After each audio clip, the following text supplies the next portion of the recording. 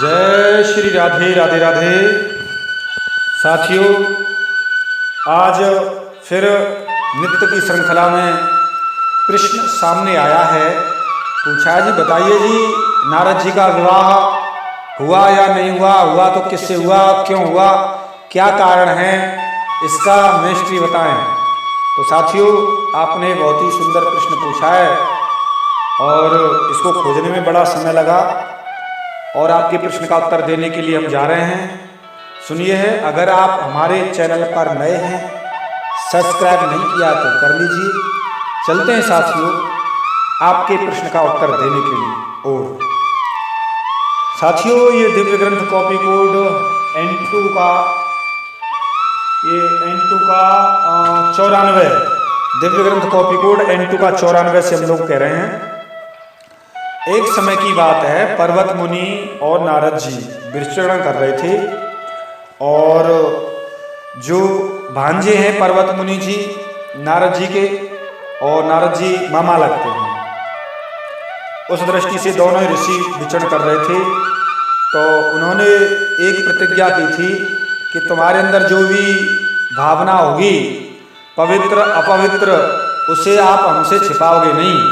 दोनों ने प्रतिज्ञा कर ली और ठीक है जी, नहीं छिपाएंगे। तो विचरण करते रहे। एक समय की बात है, बरसात का समय आया और राजा संजय के नगर में पहुंचे और उन्होंने बड़ा दिव्य स्वागत किया। महाराज आप रुकिए, आपका दिव्य स्वागत है, आपके दर्शन तो बड़े ही दुर्लभ हैं। बोले ठीक है राजन, आपने बड़ा दिव्य स्वागत किया। और महाराज सुनिए कि आप इस समय चतुर्मास कर लीजिए यहाँ, क्योंकि बरसात का समय चल रहा है, बरसात के समय विचरण नहीं करना चाहिए।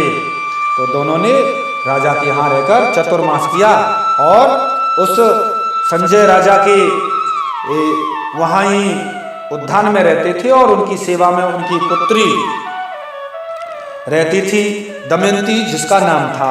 दमयंती बड़ी दिव्य सेवा में रहती थी, बड़ी सेवा करती थी। लेकिन नारद जी बड़े दिव्य थे, उनके सुरों का क्या कहना, ऐसी वीणा बजाते हैं, ऐसा सुरताल सामगान। क्यों नारद जी तो दिव्य ऐसे मोहित, संगीत विद्या तो ऐसी है कि किसी को भी एक बार रोने लगता है।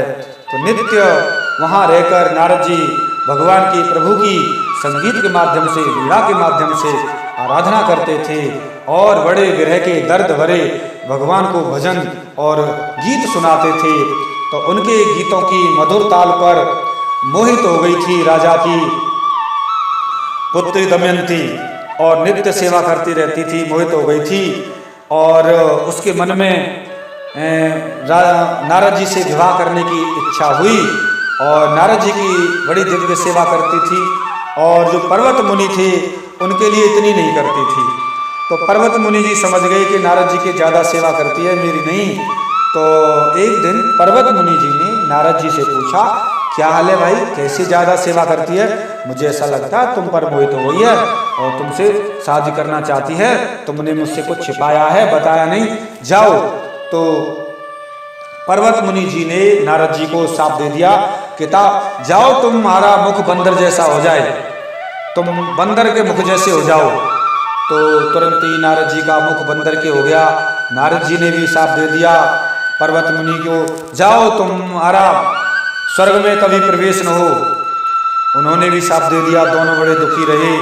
जब जैसे ही दमयंती आई और पर्वत मुनि के शाप के कारण और नारद जी को देखा तो उनका जो मुख बंदर का, बड़ी दुखी हुई, रोने लगी, क्या हो गया, क्या हो गया, मैं तो उनसे ही प्रेम करती थी, इतनी दुखी हुई।